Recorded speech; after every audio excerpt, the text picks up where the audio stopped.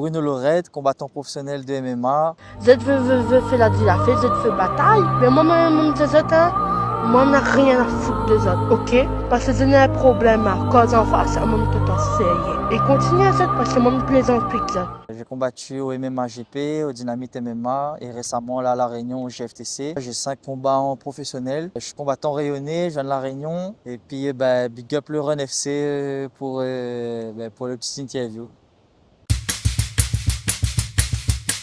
Je suis originaire de la Ravine des Cabris, c'est une commune dans les Hauts de Saint-Pierre. Famille est née Saint-Pierre, mais m'a grandi la Ravine. Donc voilà, m'a fait toute mon enfance, la Ravine des Cabris. Ma première salle d'entraînement, c'était chez l'association Beaumalais Sport Academy. C'est Jean-René Beaumalais. C'est quelqu'un que l'a mis à moi sur la route pour le MMA, pour tout ce qui dit sport de percussion, kickboxing, grappling. Et sa salle est à TS5, gymnase de TS5. Maman commence tard le MMA. M'a commencé vraiment à entraîner à 26 ans.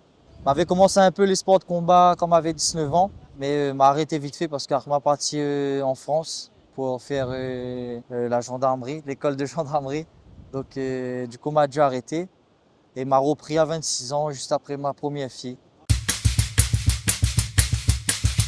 Là une fois, comme j'étais plus jeune, à La Réunion justement, on est parti d'un bar et tout et avec quelqu'un que je sais pas pourquoi ce soir-là et il avait envie de taper à moi, je sais pas pourquoi. À la fin quand on est sorti du bar, on s'est bagarré et m'a kiffé ça en fait, je sais pas pourquoi. Et du coup à cette époque-là aussi pareil, j'avais des problèmes personnels qui fait que j'avais une rage intérieure quoi, que tu peux pas forcément divulguer ou quoi que ce soit. Du coup, il fallait trouver un moyen de extérioriser cette rage, donc voilà. Et au niveau des entraînements, on essaye toujours de garder un rythme, c'est-à-dire 10 entraînements par semaine, ça c'est la moyenne. Après, on essaye forcément de gérer en fonction de la fatigue et de ce que me fait dans la journée. Mais on essaye rapprochement plus vers 10 entraînements que 8, donc on va dire 2 entraînements par jour. Forcément pas avec la même intensité, mais j'essaye de m'entraîner le plus souvent possible. Au niveau de l'alimentation, je me fais juste attention à ce que je mange, au nombre de calories. Après, je mange un peu de tout. S'il faut manger riz, grain, carré, je vais manger. Desserts, sucreries, coca, tout ça, il restera à moi. Un pratiquant de MMA, il faut qu'il pratique le MMA, donc il faut qu'il pratique toutes les disciplines. Tout ce qui dit la partie debout, striking, c'est-à-dire le combat à longue distance. Il faut travailler les coups à longue distance, travailler les coups à mi-distance, les coups au corps à corps. Il faut travailler des décalages, la synchronisation, la motricité, l'explosivité. Après, on travaille tout ce qui dit préhension, la lutte, catch control, tout ce qui dit les amener au sol, défense d'amener au sol. Donc la semaine est bien chargée, donc chaque jour on a un thème bien précis. Ça dépend comment la semaine est organisée, mais c'est toujours un petit entraînement physique ou pas de dos ou technique le matin. Et l'après-midi, soit un peu de sparring avec un peu de travail à thème. Donc voilà, on essaie de s'organiser comme ça la semaine. Comme un combattant de MMA, il doit être complet. Moi franchement, moi j'aime tous les domaines. Mais il est vrai que je préfère rester debout, sauf que debout en combat, on prend beaucoup de dégâts, on peut exploser plus facilement, donc un style où on prend le moins de coups possible. Il faut limiter les dégâts, si on veut combattre souvent, si on veut entraîner tous les jours, progresser, parce que malheureusement, on ne vit pas de ça, donc moi, mes papa, donc si on est blessé, je ne vais pas prendre soin de ma famille, je ne vais pas aller travailler, j'essaye de faire en sorte d'avoir un style où on prend le moins de dégâts possible, de faire une stratégie le jour du combat pour amener le combat le plus facilement, tu vois. Moi, comme mon premier combat m'a eu la chance de mettre un KO au premier round, depuis m'a kiffé de mettre des KO et m'a jamais pour l'instant soumettre quelqu'un. Donc j'aimerais soumettre quelqu'un lors de mon combat pour voir la sensation qu'il fait. Mais à l'entraînement, j'aime bien soumettre aussi. J'aime bien les KO, on peut pas mettre parce que voilà, à l'entraînement, c'est des partenaires, c'est pas des adversaires. Donc on essaie de préserver à nous pour tirer à nous vers le haut. Donc voilà, mettre un KO, voilà, il est chouette frère. Enfin, je sais pas. Moins mis comme ça, on a des gens peut-être n'ont pas de regret, mais après le combat, une fois que le sentiment animal la fin partie, le sentiment de violence et d'agressivité la finale, bah, on a quand même un cœur, ouais, on est des humains, du coup on a un petit peu de peine pour mon adversaire parce que je pense que lui et moi on a peut-être le même rêve ou on a envie de aller le plus loin possible, ouais. Mais c'est le sport. Ouais. Être combattant professionnel, ben, tu peux être rémunéré pour faire ça. Tu peux avoir plein d'avantages, il peut ouvrir plein de portes. Et que ben, moi, je kiffe ça aussi, ouais, ben, la bagarre. Parce que si on fait ça, il faut kiffer le truc, quoi, sinon, il n'est pas possible. Ben, de là, ma moitié, ben, elle est chouette. Et c'est une sensation de ouf. Et moi, je pousse franchement à tous les jeunes rayonnés qui ne connaissent pas quoi il faut faire, que ben, là, ils aiment le sport, ben, m'encourage aux autres ben, d'aller dans le sport parce que c'est un chemin. Il y a des voitures pas ça haut. Si on a des soucis, ben, à évader le temps d'un moment, il forge aussi le sport, ouais, parce qu'il pousse à être plus fort tous les jours, donc il est chouette. Ouais. Mon premier combat, c'était un short notice. C'était au MMA GP. Un short notice, c'est que bah, la personne y appelle là-haut quelques temps avant, peu de temps avant le combat, genre 2-3 semaines avant, contre un adversaire qu'on avait déjà 3 combats professionnels. Moi, on n'a aucune expérience dans le MMA amateur. On m'avait fait des combats en pancrace vite fait. Un joueur, mon coach l'appelle à moi, Cédric Perruchet. Petit big up à Cédric Perruchet, voilà. Bah, à cette époque-là, je faisais que du jiu-jitsu et grappling. Et on m'a dit, bah, vas-y, bah, viens, il y a un combat de MMA. Est-ce que tu te sens prêt? Moi, comme m'a toujours voulu faire ça, m'a toujours voulu rentrer dans une cage et combattre parce que je kiffe ça en vrai. Depuis ce moment-là, dès que l'appel à moi, pour autant, personne ne voulait prendre cet adversaire-là. C'était Morgan Giboulou à cette époque. Parce que c'était quelqu'un que tu frappes fort. Il m'a eu fracture du plancher. Fracture du plancher, c'est ici. C'est un os squelette ici, il a fracturé. Et du coup, il est enfoncé. Et il faut mettre une plaque pour que ton œil puisse bouger parce qu'il y a les muscles de l'œil qui sont enfoncés dans la fracture en fait. Donc il faut faire une opération, tout ça. Et du coup, on peut pas faire de sport de combat, enfin de sport de percussion pendant facilement 6 mois. Du coup, c'est pour ça, cette période-là, m'a fait beaucoup de jiu-jitsu grappling parce que tu peux pas faire de MMA. C'était un mal pour un bien parce que le jiu-jitsu, c'était vraiment, enfin le sol, c'était vraiment une partie où ça me était le moins performant. Donc quelque part, elle a fait en sorte de renforcer mon sol, même si encore aujourd'hui, il faut encore renforcer et puis encore évoluer. Donc voilà. Les sports de combat, déjà, l'enlève à moi beaucoup de colère que m'avait en moi, beaucoup de tristesse. C'est un sport que aide à moi à traverser des épreuves dans ma vie. Que le sport de combat, pour moi, il a été très bénéfique. La permet à moi de sortir d'un chemin, forcément plein de jeunes à La Réunion. Il peut aller dedans, ouais. Donc là, ça va moi, on va dire. Jusqu'à maintenant, Miran, me dit merci les sports de combat, me dit merci le MMA, parce que mine de rien, c'est une hygiène de vie à avoir, c'est un mode de vie, c'est pas seulement combattre dans la cage, il faut dormir tôt, il faut rentrer en haut, on passe la plupart du temps à la salle, le petit peu de temps qui reste à haut, c'est où passe en famille, où on fait pas de sortie entre amis, où ça va entraîner. Pareil pour la bouffe, mais il restreint à moins. C'est un mode de vie qui fait que voilà, on est obligé d'être carré et il va moins bien. Ouais. Après, mes parents inculquent quand même beaucoup de valeurs. Les sports de combat, on va dire, la chef développe ces valeurs-là. Il m'a toujours fait en sorte d'être un bon marmaille, comme il dit. Voilà, elle arrive à moi de faire des bêtises, comme tout le monde.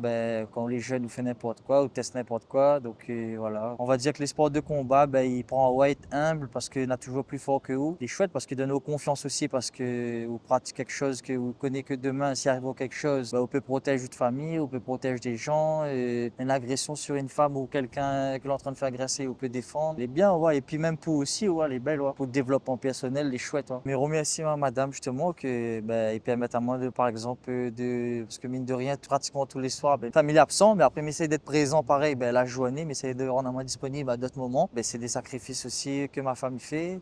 Des fois, comme par combattre à l'époque où on était en France, par exemple, tu habites Paris, il fallait combattre Montpellier, il fallait 3 jours, tout ça va. Du coup, comme il a des enfants, du coup, il faut laisser les enfants avec madame à s'en occuper. C'est un soutien mental aussi, ouais. Donc elle y aide à eux tous les jours, il booste à eux quand des fois ou d'autres. Donc voilà, franchement, le rôle d'une femme chez un sportif de haut niveau, il est très important en fait. Mais il y a peut-être des gens où on va dire, où on entraîne trop, ça va trop l'entraînement, où on passe pas assez de temps avec moi. Voilà, la personne il veut absolument avoir un contrôle, une emprise, alors que c'est autre passion, on peut pas empêcher de pas pratiquer quelque chose que il aime, parce que il fait partie de où en fait. Il est content d'avoir trouvé quelqu'un que il aide à moi tous les jours et qu'il comprend ma passion.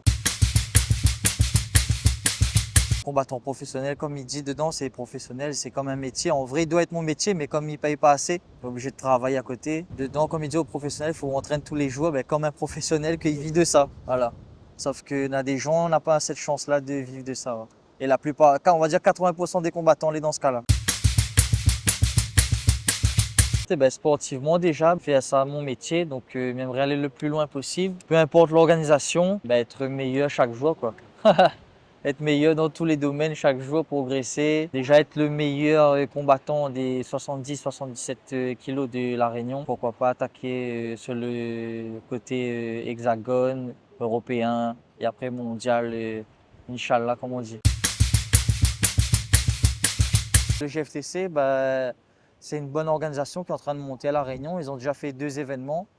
Là, bientôt, ils vont faire leur 3e. Je ne peux pas trop en dire ce qui va se passer parce que voilà, ils m'ont pas encore donné l'autorisation de dire. En tout cas, ça va être quelque chose de bien. Ce sera encore un step au-dessus en termes d'organisation. Franchement, pour moi, c'est une bonne chose qu'on ait une organisation de MMA à La Réunion pour les combattants rayonnés et puissent montrer leur talent parce que on n'a pas que les professionnels, on a aussi les gens en amateur qui visent à faire une carrière professionnelle. Donc pour eux, les chouettes d'avoir un circuit amateur parce que jusqu'à maintenant, on n'avait que du pancrace. Donner l'opportunité à des jeunes rayonnés de combattre dans une cage en amateur, pour moi, les chouettes parce que c'est prendre de l'expérience pour aller en professionnel. Moi, on n'a pas eu cette chance et je me trouve les chouettes pour les jeunes de La Réunion. Ouais. Alors, moi, je ne mets pas trop trash talk. Après, si le gars il insulte à moi, il va insulter. Mais pas là-dedans. Pour faire rester normal, ouais, pour faire rester moi-même. Parce que si on recommence là-dedans, on met une pression supplémentaire avant le combat. Bruno Lorette de tous les jours, déjà c'est un papa de bientôt 2 enfants. Chéri pour sa madame, un bon maman et pour sa maman. Un gars tranquille de tous les jours, qui apprécie la vie et qui aime s'entraîner, qui aime le combat. Voilà, il aime les choses simples de la vie, quoi. Voilà, un petit rayonné, quoi. Mon combattant préféré, c'est mon maman. Non, elle est vraie. Combattant dans la vie de tous les jours, parce qu'elle elle a tout fait pour que ses enfants l'aient bien et ça n'a pas toujours été facile pour lui. Ouais. Donc pour moi, c'est mon modèle de courage. Ouais. Comme il dit, il faut remercier nos parents d'être là. Et surtout, les mamans que l'a investi dans notre maman. Ouais. Donc voilà. Moi, c'est un symbole de courage. Nos parents, les parents d'avant, on va dire que Banaté râle beaucoup dans le dur. Maintenant, la génération de maintenant, ils veut tout à fait les faciles. Il veut tout avoir tout de suite, l'argent facile, fait business. Alors que nos grands-parents avant, tu ça coupe canne, tu travailles dur. On avait le courage de lever 5 heures le matin pour donner ce bon marmaille manger. Et je pense que les jeunes de maintenant à La Réunion, l'ont oublié, c'est quoi les ancêtres rayonnés comme on était avant. Parce qu'on a oublié que notre grand-père, était soit agriculteur, ou soit tu travailles dur parce qu'il fallait n'avait point de l'eau potable, n'avait point de manger, il fallait rôder. Tout ça là, notre génération, je pense que nous l'a oublié et je pense que c'est la mode des réseaux sociaux qui fait que maintenant, tout est rendu facile maintenant là, avec Internet et tout. Nous l'a oublié que nos parents étaient des éleveurs, des chasseurs, des cueilleurs. Et c'est dire que c'était il y a 2 générations, on n'a pas longtemps. Hein. C'était la 2 générations de ça, ou peut-être une génération, peut-être nos parents même ont fait ça. Donc il fallait aller pêcher. Et on rend compte que maintenant, on est dans une société où tout est facile, où ça supermarché, où ça acheter. Tout est fait pour rendre facile la vie facile. Il fallait se bouger pour manger. C'était même pas pour faire du sport par loisir, c'était vraiment pour vivre. Je trouve ça dommage que maintenant ils commencent à perdre ça dans notre génération. Mais on va dire que moi, il inspire à moi en tant que combattant, il inspire à moi en tant que personne dans la vie de tous les jours.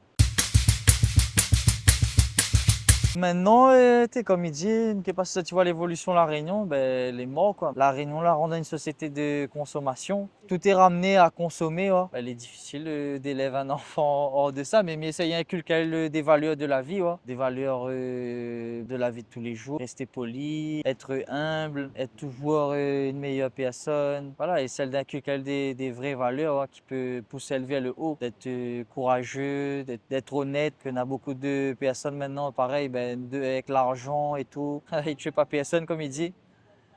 Donc voilà. Non, pour en revenir, j'aimerais bien que ma fille pratique le jiu-jitsu parce que c'est Ben, c'est un style qui aide les femmes à se protéger de certains types d'agressions dans certaines positions qu'il peut arriver à Zot. Et en plus de ça, elle n'a pas besoin de beaucoup de force, c'est surtout de la technique. Au niveau développement personnel, il peut donner elle plus confiance en elle.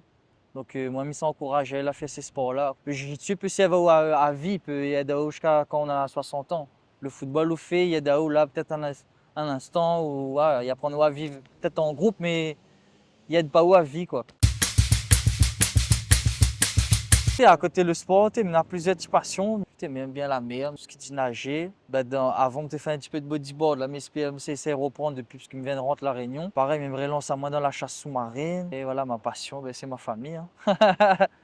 Tout le peu de temps que Milena, c'est la famille, c'est les enfants, madame. En dehors de ça, franchement, pas vraiment de passion. Si, j'aime bien enseigner aussi, j'aime bien partager mon savoir. Donc, je pense qu'après ma carrière, forcément, on va peut-être enseigner, donner des cours ou des trucs comme ça. Donc, je sais pas. Et on va dire, essayer de continuer encore 5-6 ans. Hein, parce qu'une carrière, on peut faire jusqu'à 40 ans. On a des combattants, ils savent jusqu'à 40 ans. Par exemple, il y a Gaël Grimaud, que je fais un big up aussi, qui lui a pris la ceinture hexagone à 42 ans, c'est une performance de ouf, quoi. Faut le reconnaître, tu vois. Donc on va dire qu'en termes de longévité, un combattant, ça dépend aussi de combien de combats, à quel âge il a commencé, comment l'histoire est dans son corps. On va dire que l'âge, c'est ce que les gens ils font croire de tête, quoi. Enfin, l'âge, c'est qu'un chiffre, c'est comment on sent au plutôt de notre corps et comment on entraîne. Donc moi, j'essaie de ne pas aller trop loin pour ne pas pousser la machine non plus à la casse. Parce que mine de rien, faire des préparations, des pertes de poids, il détruit un peu le corps, les articulations. Ou restreint haut, moi j'aimerais bien à partir de 36-37 ans arrêter, quoi. Dans 6-7 ans, j'arrête, prends ma retraite. Soit coach dans le sport ou ça consacre à moi un peu plus à ma famille, profite de la vie, voyager, faire autre chose, peut-être lancer des business. Franchement, un petit big up pour David Pierre-Louis, mon coach de MMA en France, avec Seb Kalou, Cédric Perruchet et mon préparateur physique Arche Sport, Noé. Donc un petit big up pour eux parce que si aujourd'hui, pu avoir un niveau correct en MMA, c'est grâce à eux. Je les remercie à travers cette vidéo aussi. Big up infini, la team Infinity, quoi. Big up maman, je sais pas. Un petit big up à Ron FC pour la vidéo, franchement, merci les gars. C'était un super interview, mais j'espère qu'on aura l'occasion de refaire d'autres. Donc voilà. Merci à vous les gars. Sûrement ça il faut couper, hein. Ça dit.